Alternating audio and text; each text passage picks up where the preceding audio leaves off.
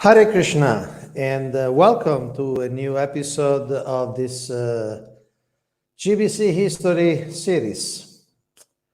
All you always wanted to know about the GBC, but were hesitant to ask. And today we will focus on the 90s, the part 12, the challenges of the 1990s. We have a special guest. He is more of a guest. He's one of the leaders of the GBC SPT strategic planning team.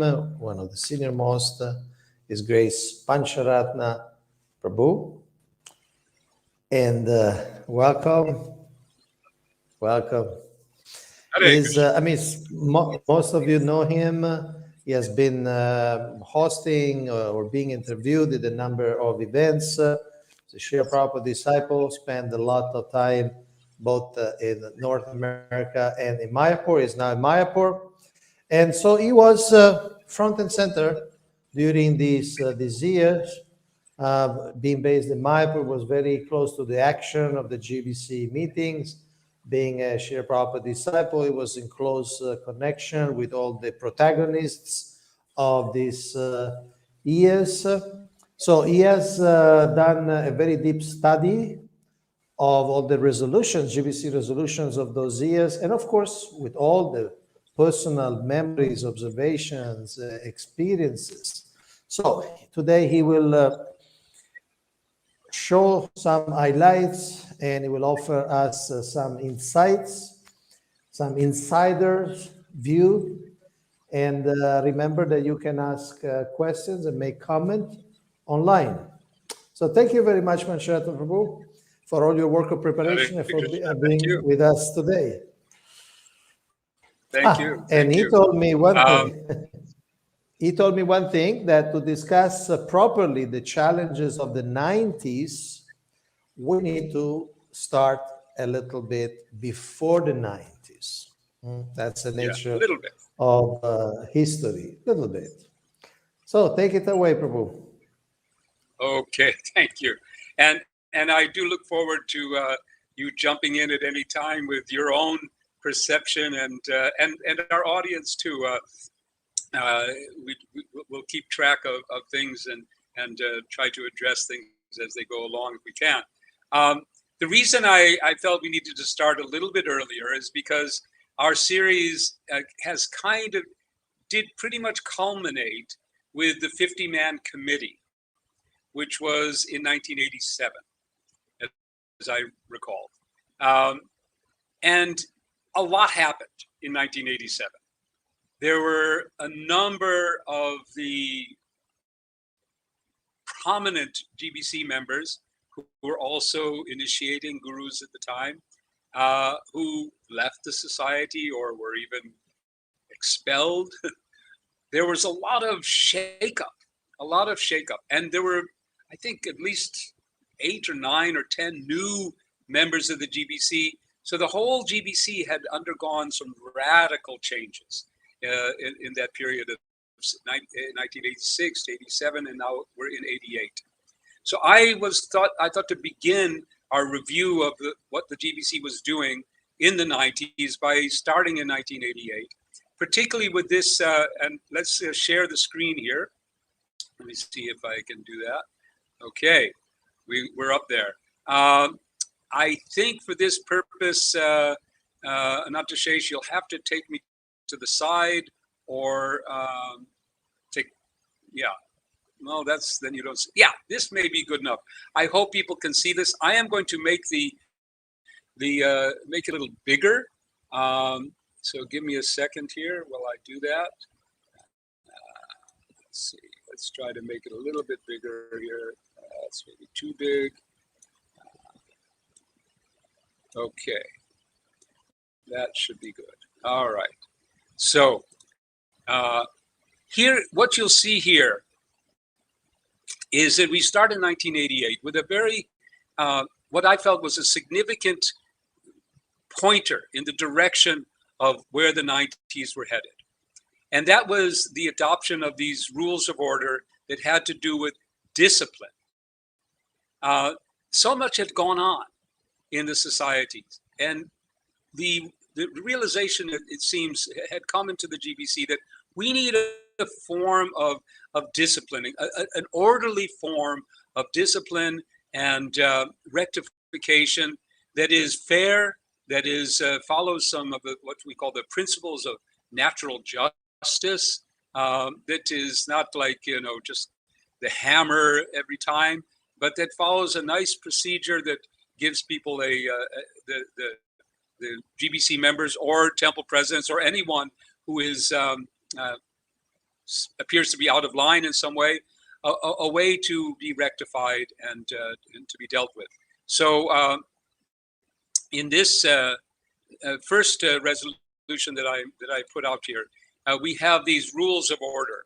So this starts with a series of things that could be done if the GBC to rectify a situation with the GBC. They can take a leave of absence, they can resign, but then it starts getting into censure, misconduct, indiscipline, violation of resolutions. Then it goes further to, and you'll see here, one of them is unexcused absence at GBC meetings. You'll find that this and failure to submit the prescribed annual report. There's some idea that we have to, that the GBC is thinking we have to become a much more disciplined organization. And you'll see, I didn't highlight them, but in future resolutions, if you care to go through it, you'll see where people are censured. And they're like, okay, you didn't, you were not at the GBC meeting 3 years in a row. You are under discipline. So this was, I think, a milestone on the part of the GBC. They had a system of probation. They put members on probation. They suspended members, and finally, they also had a system in place to remove members. So this, I felt, was an initial directional move that you can see the GBC going in this direction of being a tighter organization. We should be reminded of Srila Prabhupada's admonition in the when he was questioned in 1977 by the GBC body about the future. He was saying that for the sake of growth in the movement, he had been somewhat, you could say, liberal, but that in the future there needed to be discipline. So this was a very, and it turned out like that. That in the period of that we've been reviewing before, there was occasion for a lot of discipline. But then it starts to move into the next new direction, being strategic. So in this 1989 resolution, I'll make it a little smaller so it fits on the screen. That's too small.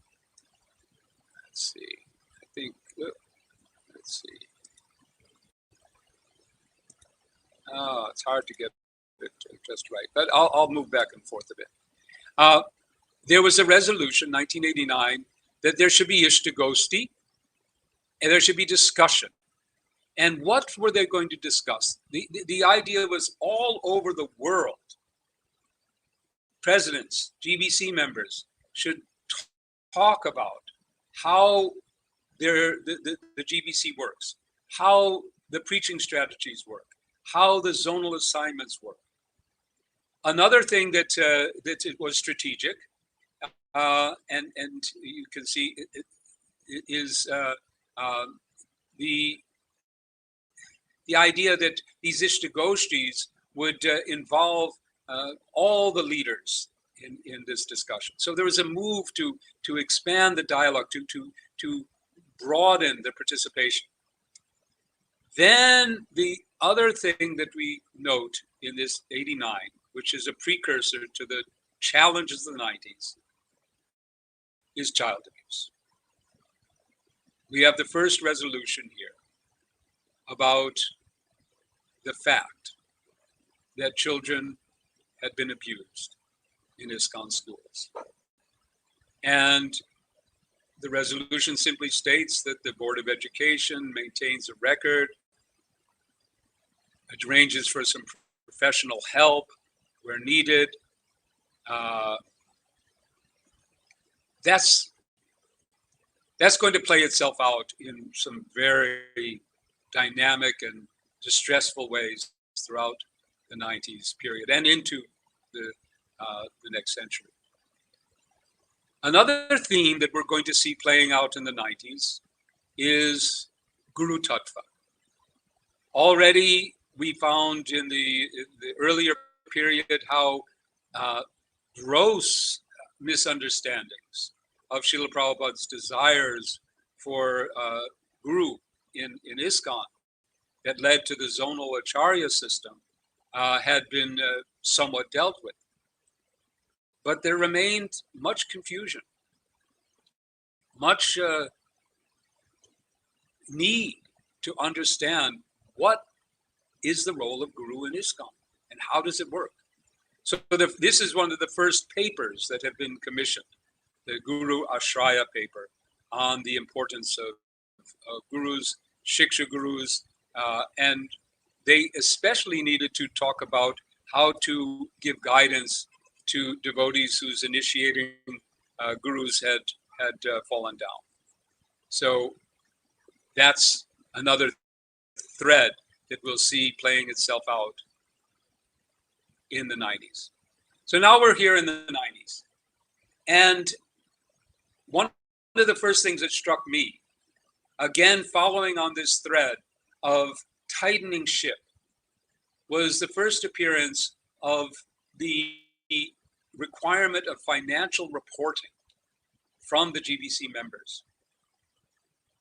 This is repeated in the 90s in a few different places. It's adjusted in different ways, it's expanded.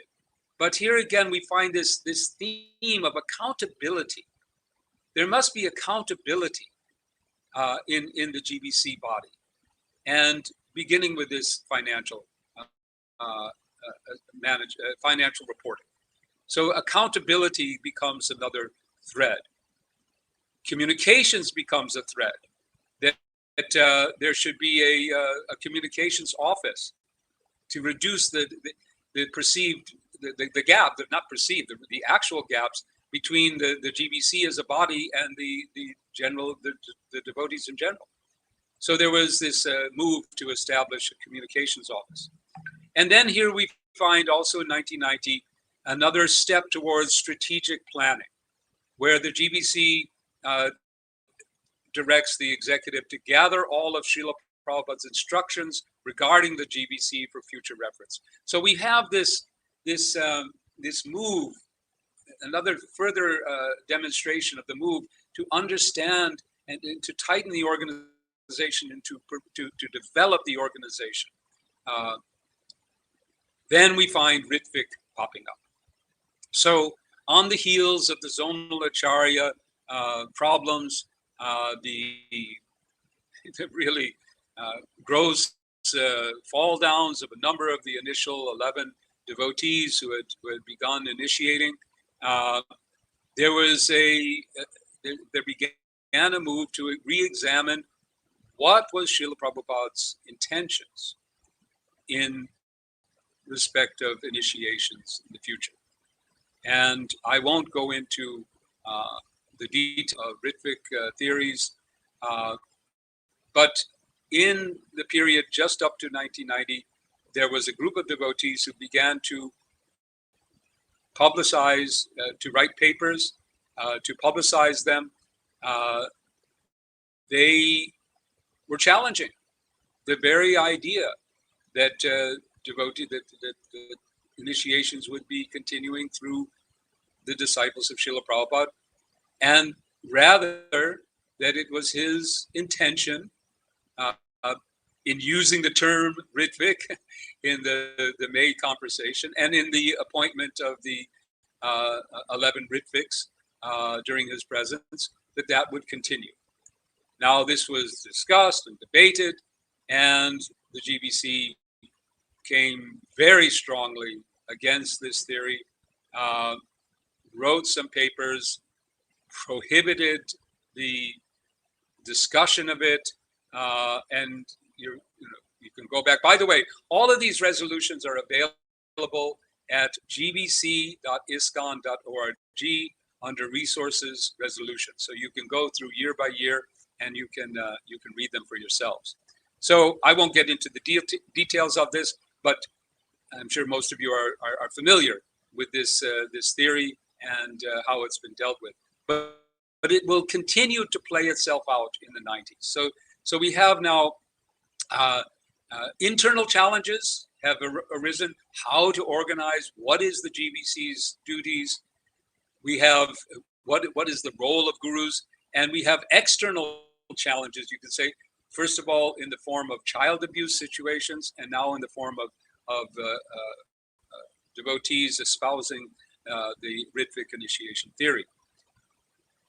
Again, in the 90s, we have this policy on child abuse. So we had, in '89, we had the first indication that the GBC has taken cognizance of this, because reports had been coming in, beginning, I think, as early as 86, 87. Devotees had really started to get wind of what was going on. Some egregious cases of child sexual abuse had taken place in Vrindavan and in Mayapur. And the devotees were shocked and wanting to do something about it. And they began this policy of how to deal with things. So that began in 1990. Investigations began, but this is going to keep going. This challenge is not over in 1990. But you can see how different resolutions have been made about any confirmed child abuser may never again serve in association with children. Abused children must get appropriate professional counseling. Educational projects must have preventive programs. So there is a proactive sense that we have to deal with this. We also find in 1990 another step towards the organization of the GBC to actually incorporate the body. And that did take place 1990, 1991. The GBC as a body was registered as a legal society in West Bengal and continues to have that legal standing. So 1990 really did set the tone for the decade.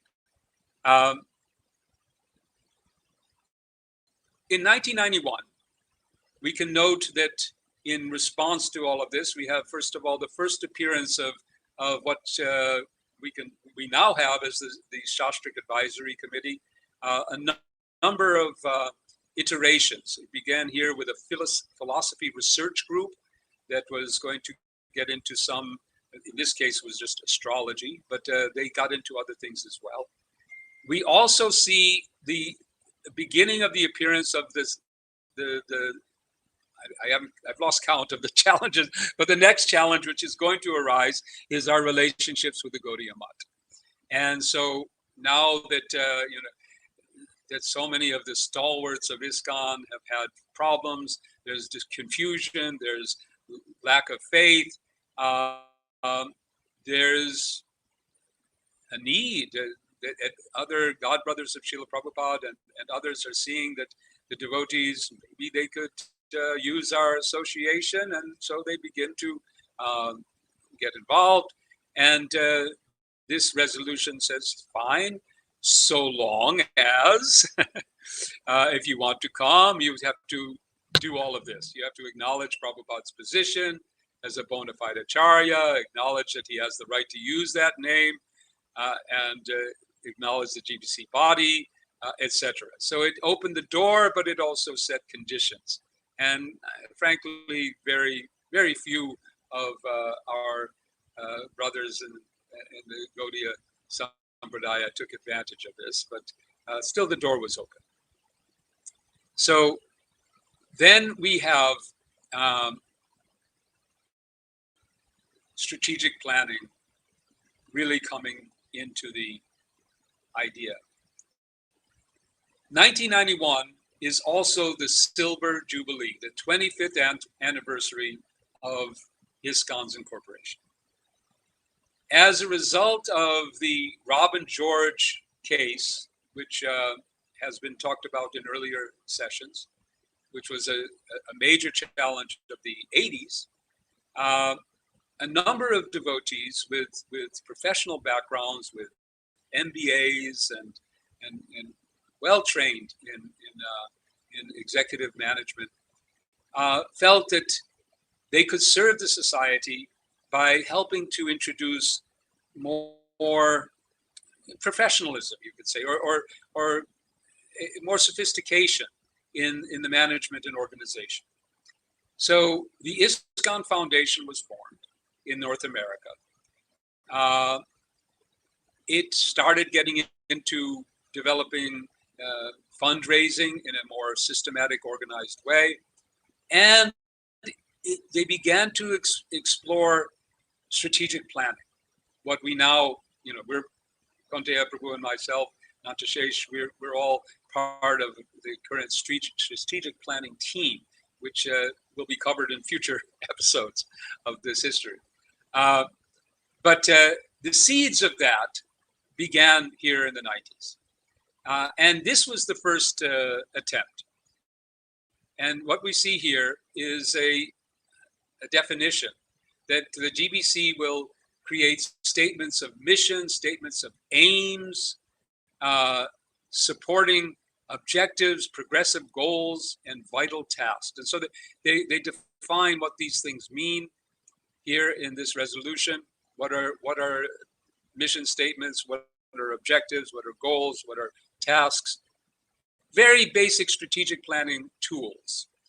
They also define that there should be monitors for each of these statements of mission that would encourage the zonal secretaries, ISKCON managers, etc., to make reports. And then they created what was called at the time and continued in the 90s, Ketra committees or standing committees, Ketra meaning area or field. So the idea was that to create committees that would deal with specific fields of ISKCON's areas of effort.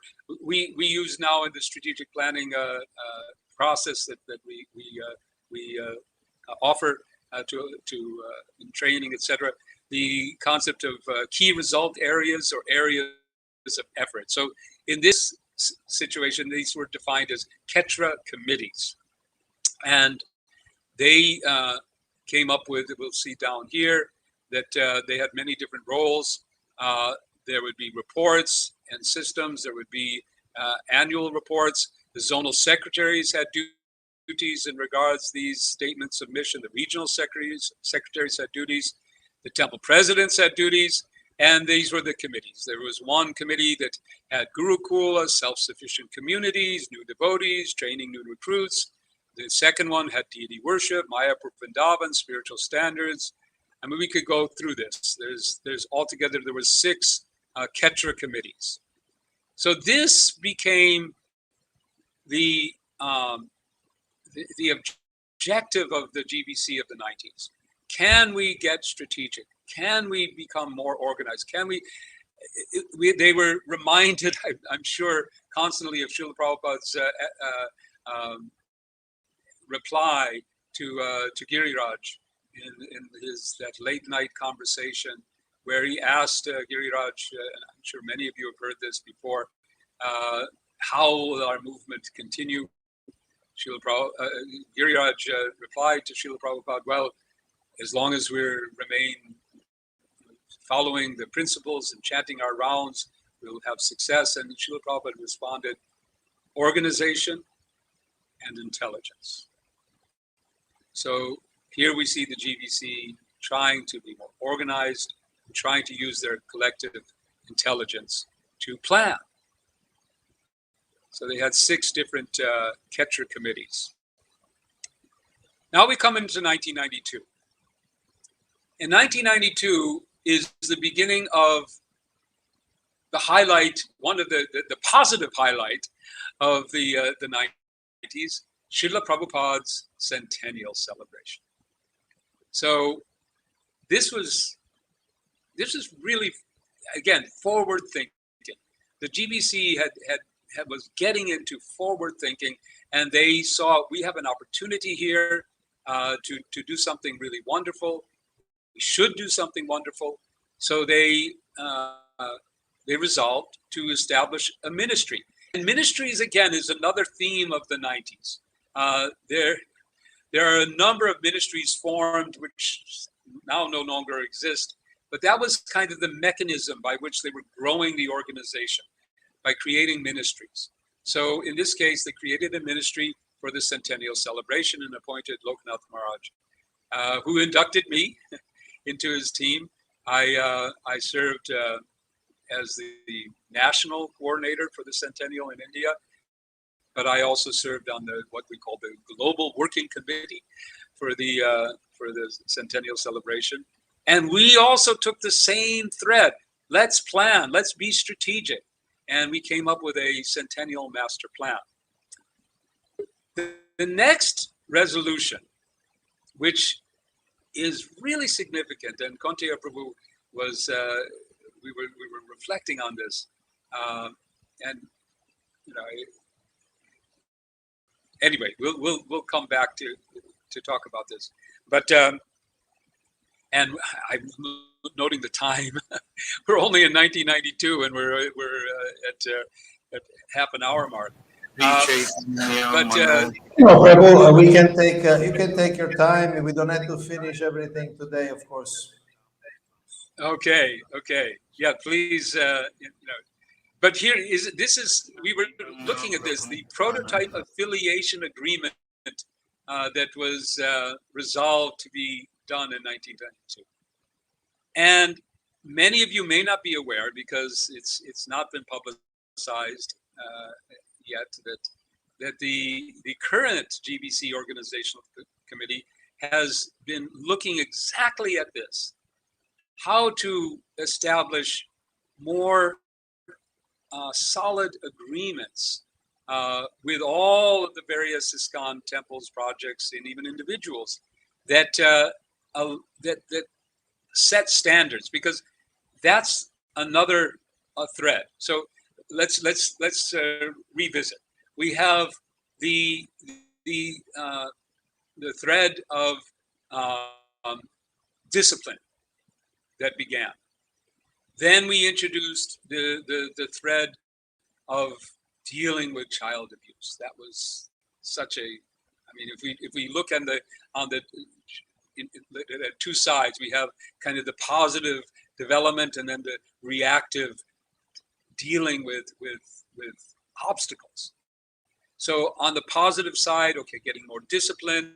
Then we saw how strategies started to come in. But on the obstacles, we have Ritvik coming in. We have dealing with the horrific child abuse that had taken place under the GBC's watch. And so, how to do that, how to take care of that. And we also find now this thread of celebrating Srila Prabhupada's centennial. We have this thread of being strategic with the Kshetra committees. And now we have this thread of organizational development based around tightening the ship, and to be able to be productive, to be able to achieve things.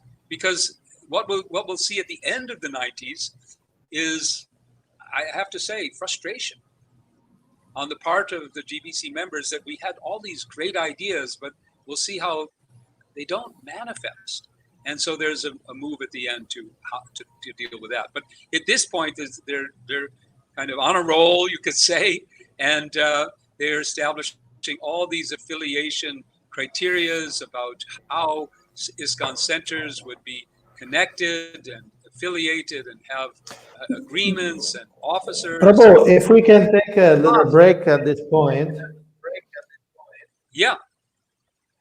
I realize that some of our listeners and viewers may not know much about the Ritvik ideas. So maybe we could explain in few words what that means. I also want to share some resources. You like to say, define the Ritvikism, or you want me to say something? I could define it. I could try, and you can add to it. Okay. The source of this is two basic documents. One is the recorded interview, or a recorded conversation, I should say, in May of 1977, when the GBC members met with Srila Prabhupada to ask a variety of questions about the future. Srila Prabhupada's health, as we all know, had deteriorated significantly. He had already indicated that he may not stay with us. The GBC had been called, and they met and they drafted a number of questions. These are all recorded. One of those questions was, how will initiations take place? Srila Prabhupada responded. And in his first sentence,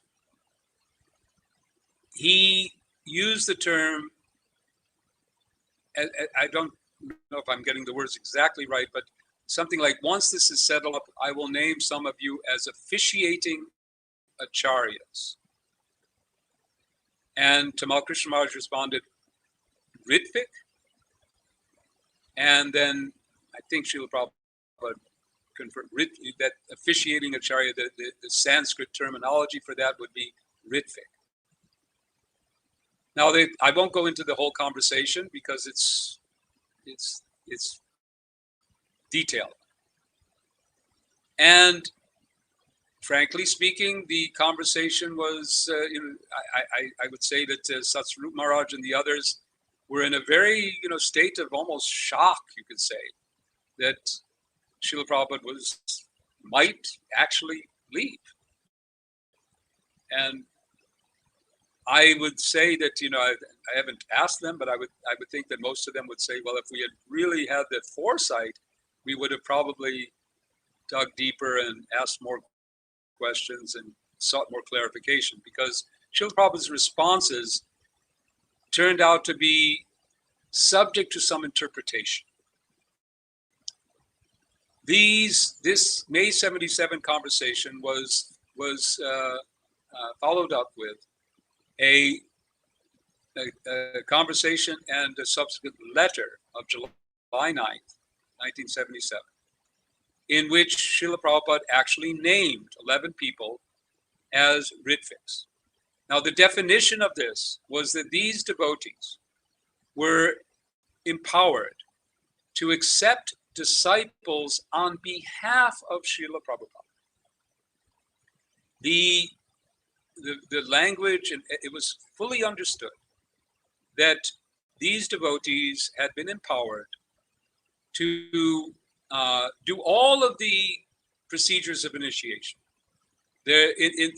Prior to this, for anyone to be initiated by Srila Prabhupada, a request would go to Srila Prabhupada and a letter would come back.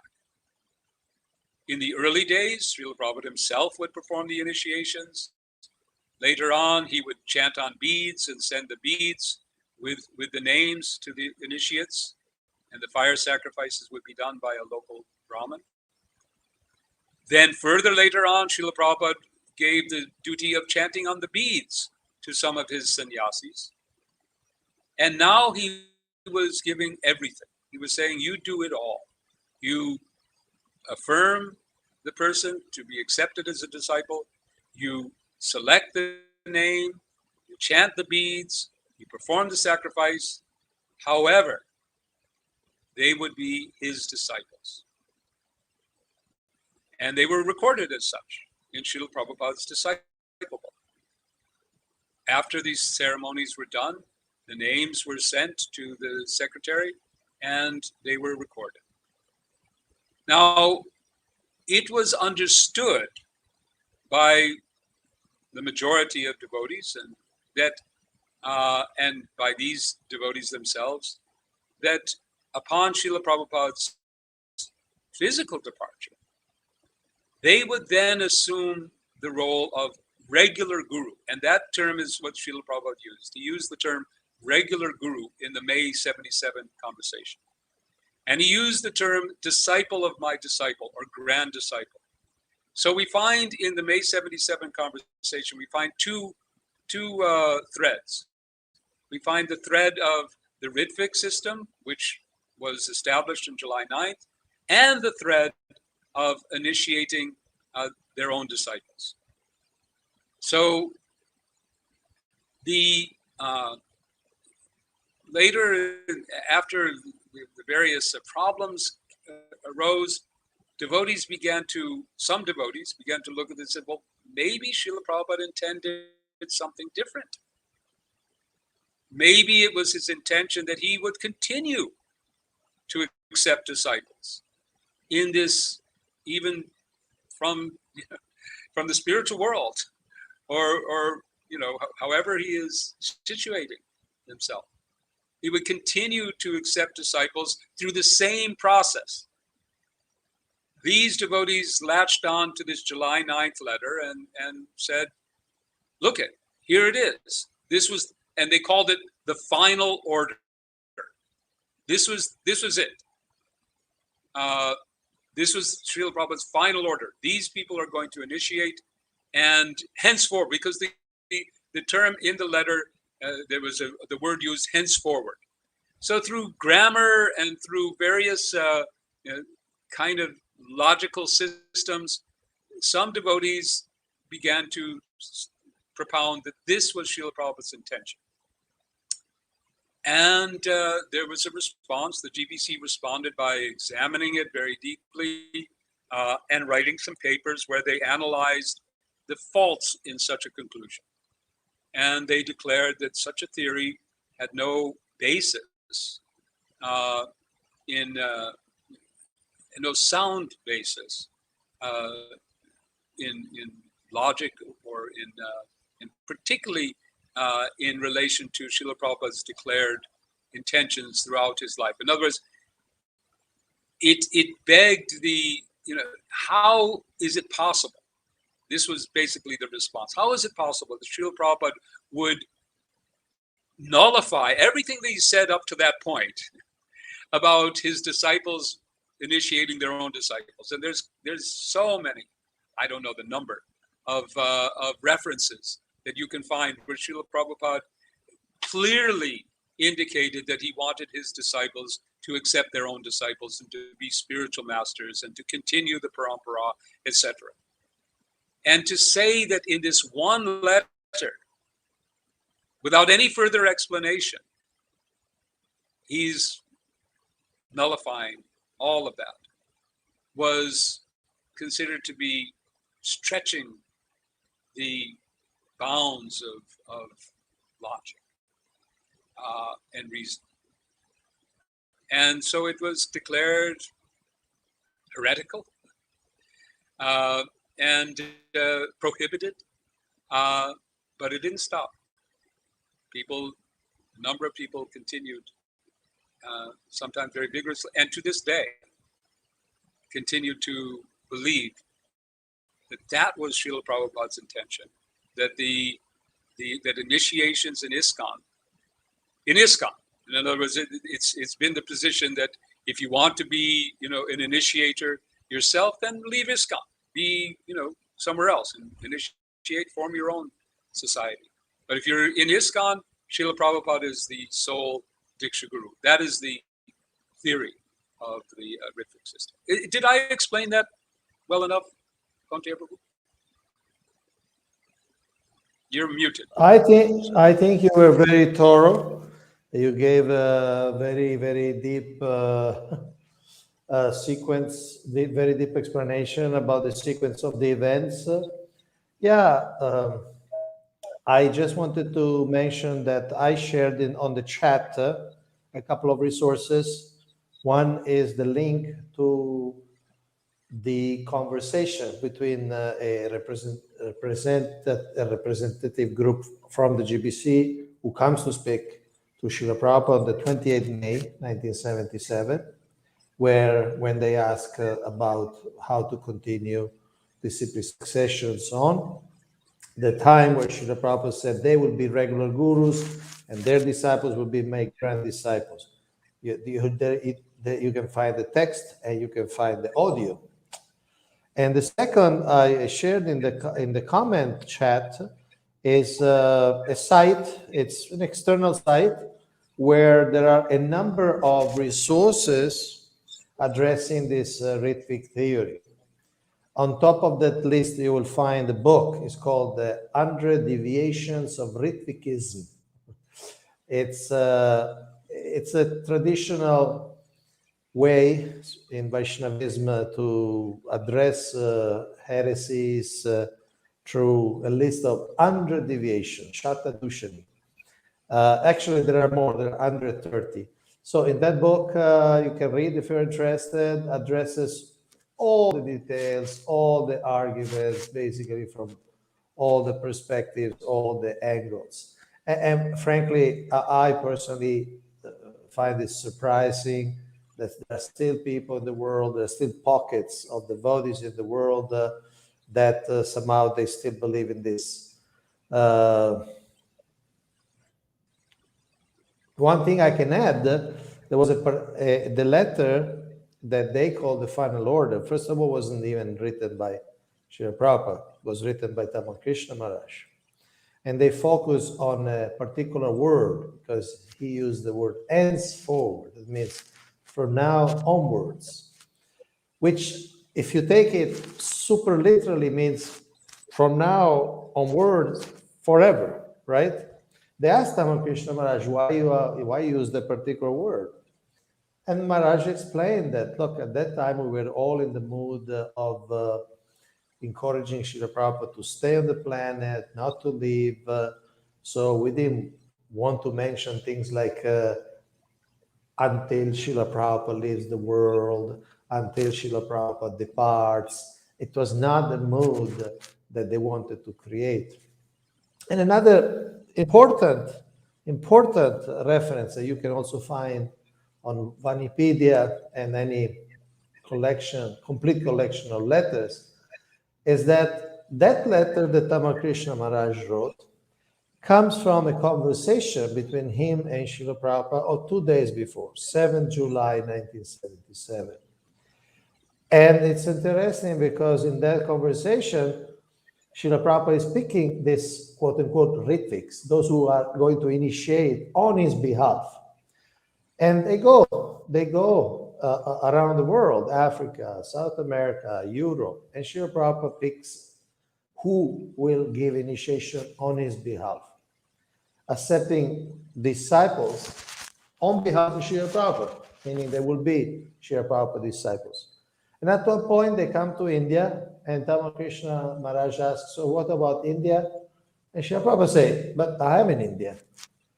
In other words, it's very clear they were talking about a time when Srila Prabhupada was present. We're not talking about something forever or after he left. Thank you, Pancharatna Prabhu. And those who are interested, please study, peruse these resources.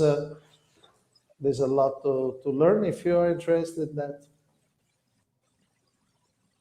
And it's the idea that Srila Prabhupada would formally accept people as his disciples after his departure from this world has been rejected thoroughly by our GBCs and the devotees in general. But there still has emerges, and we'll see this in the 90s too, there emerges a different perspective on this, which in reaction to, because part of the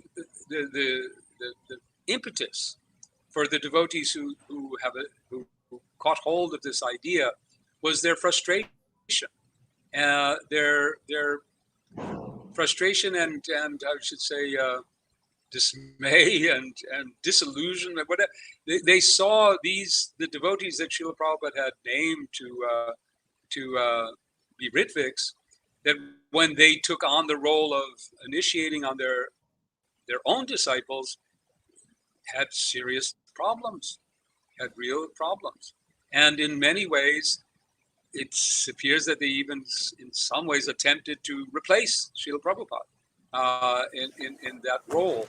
And so we find that although formal initiation and acceptance of discipleship on behalf of the members of ISKCON and the Srila Prabhupada was rejected, we'll see that there's a mood of establishing Srila Prabhupada's relationship with all of the members of ISKCON in a shiksha, a guru-disciple relationship, but not one of formal initiation, etc. So that's another theme that we'll see playing out in the 90s and developing, and beginning with the centennial. And the theme of the centennial was Srila Prabhupada in the center. You know, that was the mood. Let's unite the family. Let's establish Srila Prabhupada's position and make him central in everyone's lives. So that's you know, in one sense, the Ritvik adherents did push the devotees to re-examine. Perhaps we have you know, sidelined Srila Prabhupada in some ways through in different ways, and some of the ways that continues to play out in the 90s, addressing areas. And you spoke about this in earlier episodes about Vyasasans and so on. Those were also dealt with in the 90s. So I guess we should continue a bit, but I think we should plan to break this up into 2 sessions. What do you think, Kaunteya? Because Sure. I don't think I'll get to the end of the 90s in the next. No, we shouldn't 13 even minutes. try, frankly. There's so much information. Yeah, and it was a very special period that laid the groundwork for so much of what we're dealing with today in ISKCON. So let's get back here. All right, so now we're in 1993, and as I said, the centennial has become a focus of the society.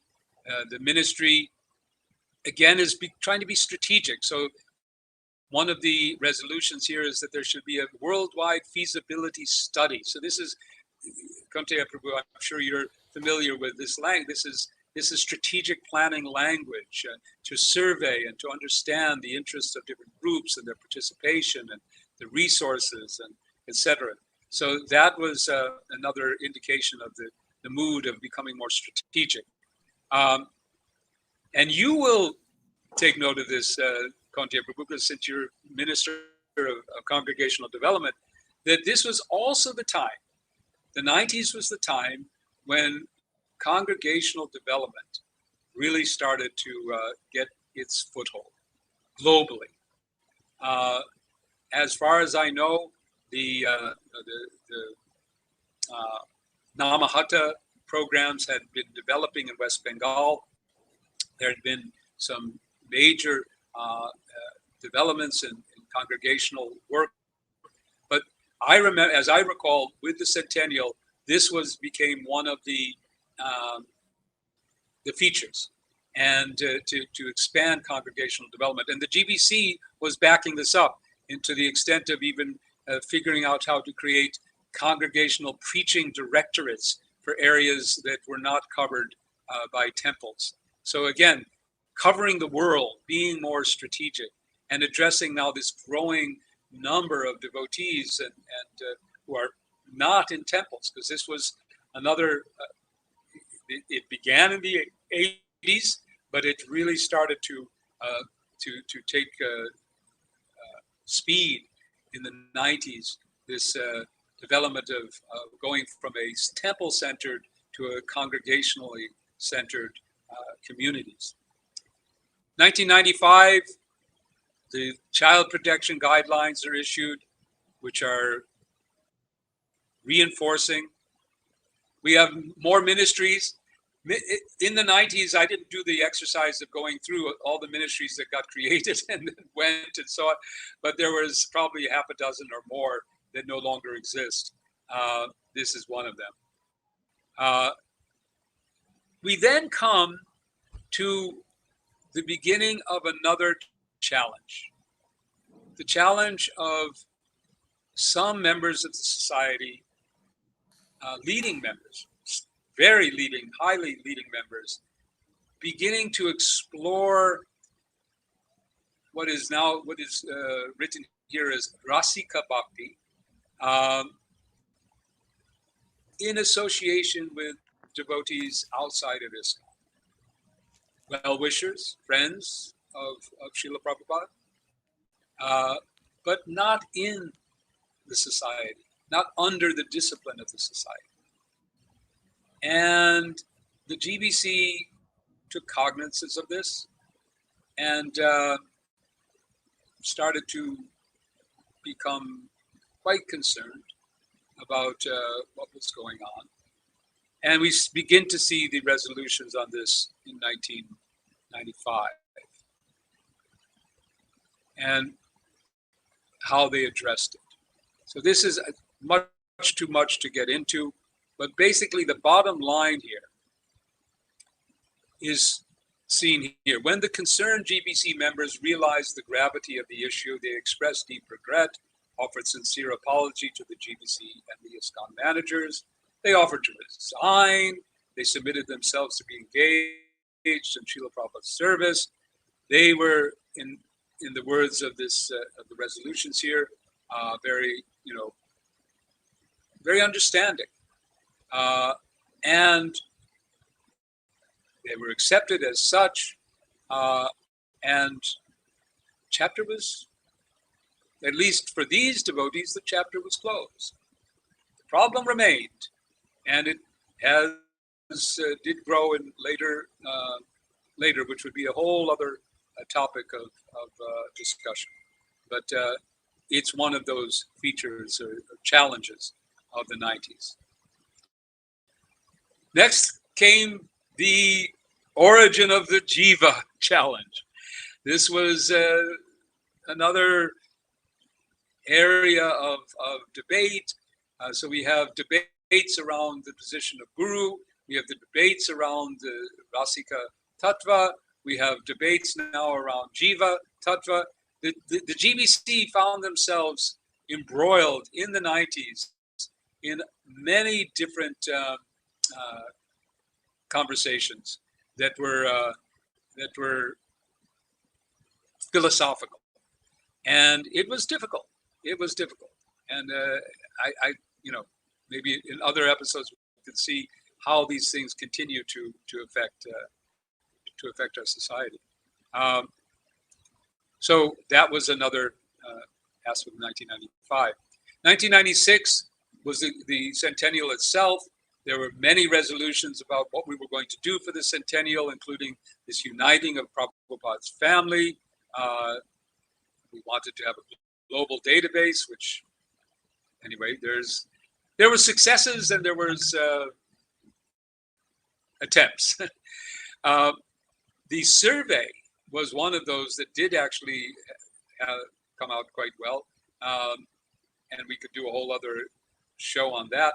But this was a survey done by a sociologist, a friend, Professor Burke Rockford, who conducted a survey of, this is before widespread internet, so this was a paper survey.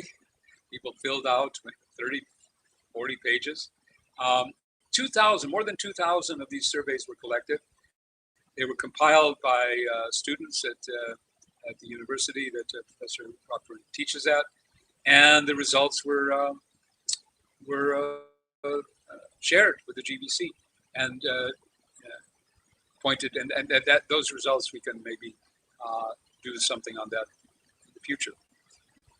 We have ISKCON Incorporation Day as being a deadline for getting our act together in properties.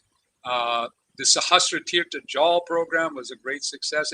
It was the first time that the society came together around a unified fundraising program.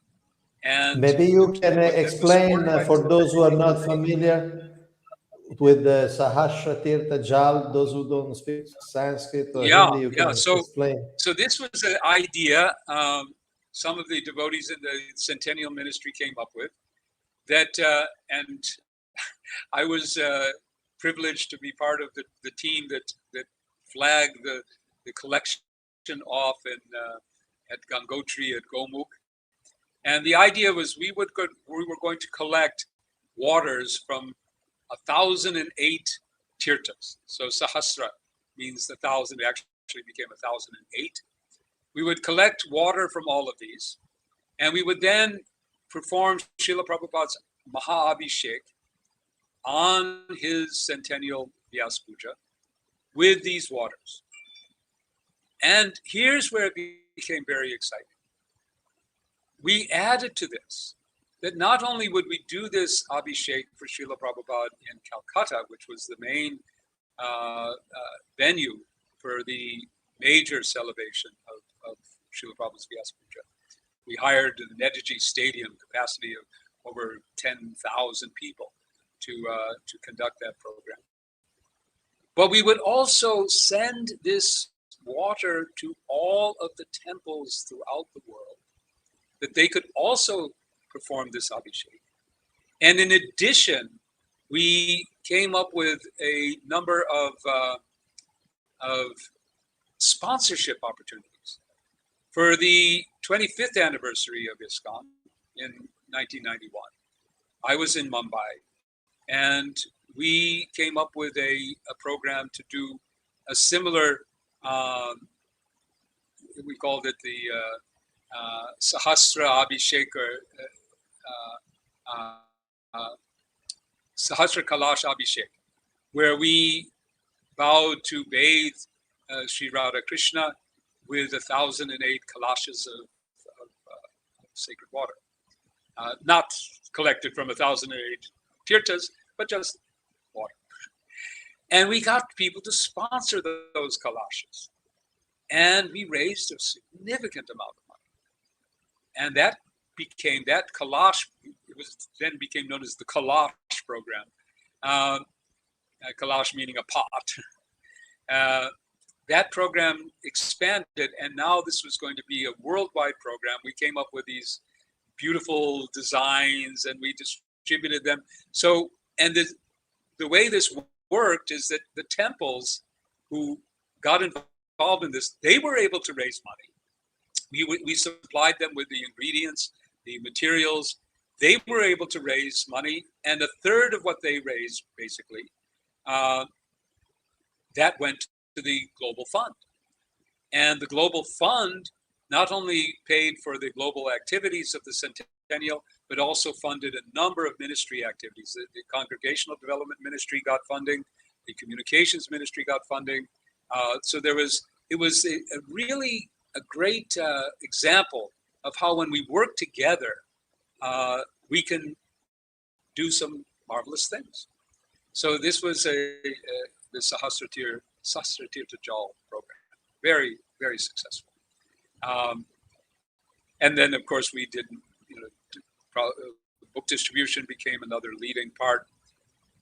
Then we come to another theme that starts to arise during the Centennial, and then especially after the Centennial. And that is dealing with the social and educational issues of the society.